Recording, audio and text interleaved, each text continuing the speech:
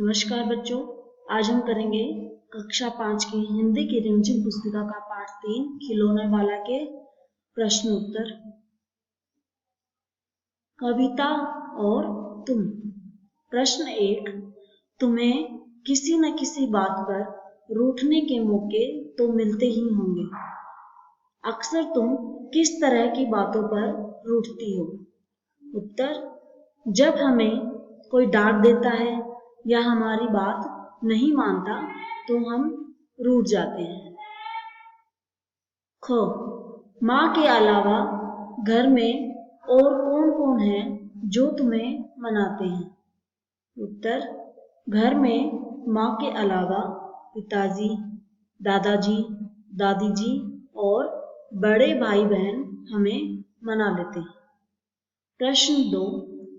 हम ऐसे कई त्योहार मनाते हैं जो बुराई पर अच्छाई की जीत पर बल देते हैं। ऐसे त्योहारों के बारे में और उनसे जुड़ी कहानियों के बारे में पता करके कक्षा में सुनाओ।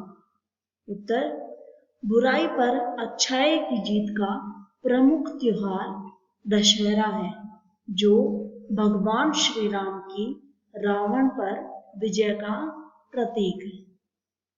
प्रश्न 3। तुमने रामलीला के जरिए या फिर किसी कहानी के जरिए रामचंद्र जी के बारे में जाना समझा होगा। तुम्हें उनकी कौन सी बातें अच्छी लगी? उत्तर: श्री रामचंद्र जी एक आज्ञाकारी पुत्र थे। उनकी यह बात हमें बहुत अच्छी लगी। प्रश्न 4। नीचे दिए गए भाव कविता की जिन पंक्तियों में आए हैं उन्हें छांटो। खिलौने वाला साड़ी नहीं बेचता है। उत्तर: कभी खिलौने वाला भीमा क्या साड़ी ले आता है? ख। खिलौने वाला बच्चों को खिलौने लेने के लिए आवाजें लगा रहा है।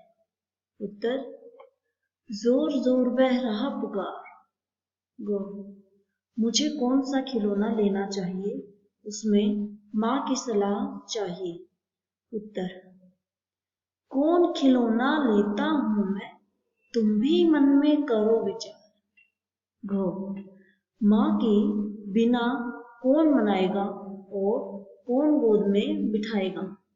उत्तर: तो कौन मना लेगा, कौन प्यार से बिठा गोद में। प्रश्न 5। मूंगफली ले लो मूंगफली, गरम करारी टाइम पास मूंगफली। तुमने फेरी वालों को ऐसी आवाजें लगाते हुए जरूर सुना होगा। तुम्हारे गली मोहल्ले में ऐसे कौन से फेरी वाले आते हैं और वे किस ढंग से आवाज लगाते हैं? उनका अभिनय करके दिखाओ। वे क्या बोलते हैं उसका भी एक संग्रह तैयार करो। उत्तर: गली मोहल्ले में सब्जी वाले, कबाड़ी आदि आते हैं। वे निम्नलिखित आवाजें लगाते हैं। सब्जी वाला: आलू ले लो, बैंगन ले लो, घिया ले लो, टमाटर ले लो। कबाड़ी वाला: कबाड़ी वाला कैसे बोलता है? कबाड़ी वाला, कबाड़ी वाला।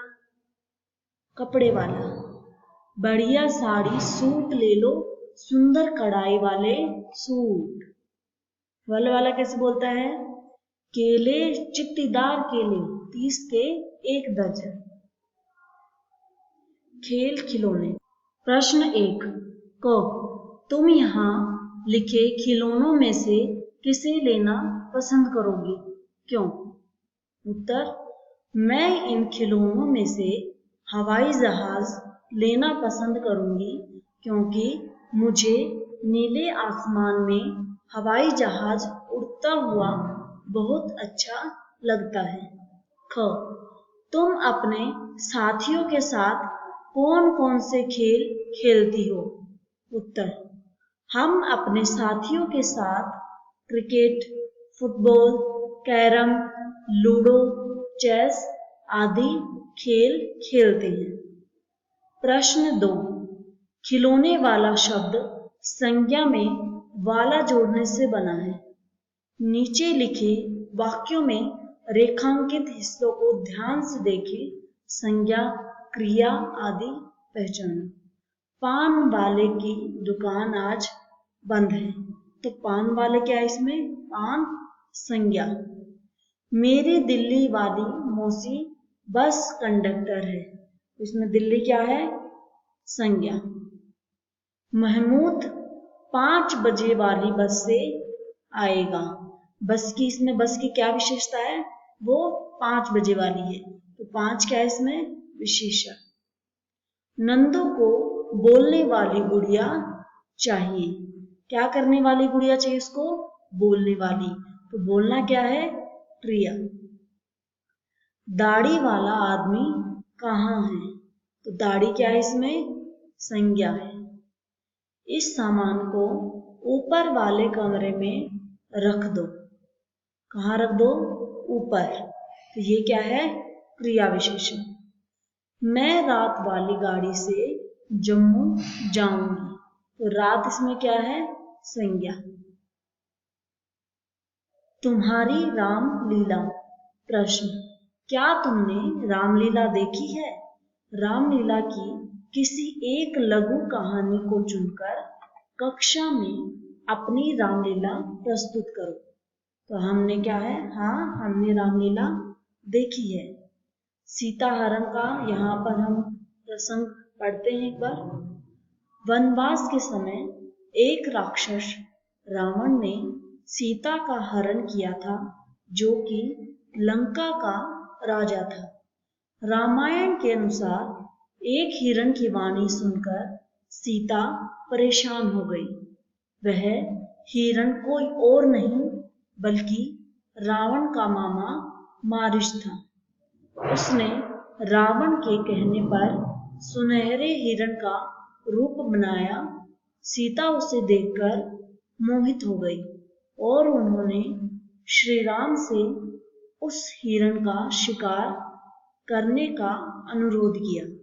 श्री राम अपनी पत्नी की इच्छा पूरी करने चल पड़े और लक्ष्मण से सीता की रक्षा करने को कहा। मारीच श्री राम को बहुत दूर ले गया। मौका मिलते ही श्री राम ने तीर चलाया और हिरण बने मारीच का वध कर दिया।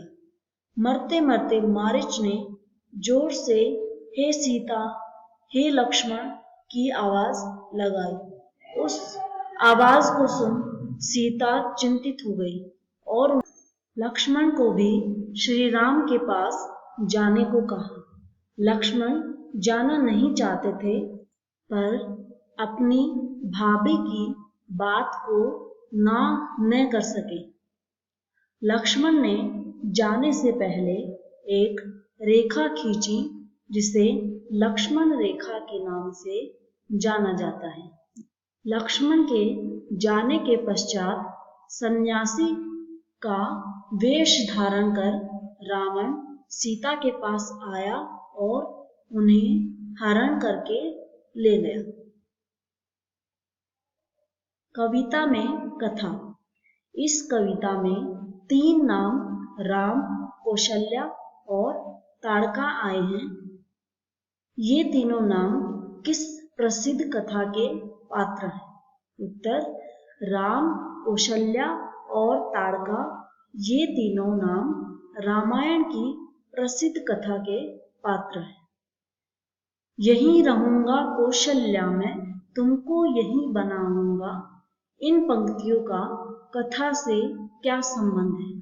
उत्तर, बालक स्वयं को राम और अपनी मां को कौशल्या के रूप में देखता है, लेकिन वह राम की तरह वन जाने को तैयार नहीं है, बल्कि मां कौशल्या के पास घर में रहना चाहता है।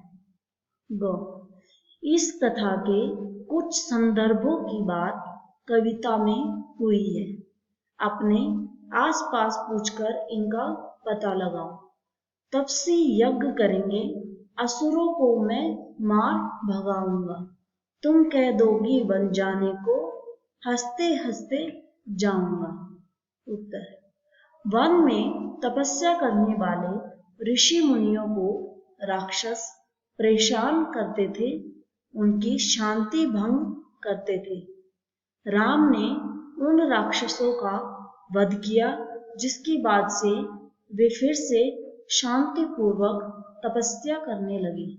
राम ने अपने माता पिता के आदेश पर एक आज्ञाकारी पुत्र की भांति 14 वर्ष के लिए वन जाना स्वीकार कर लिया।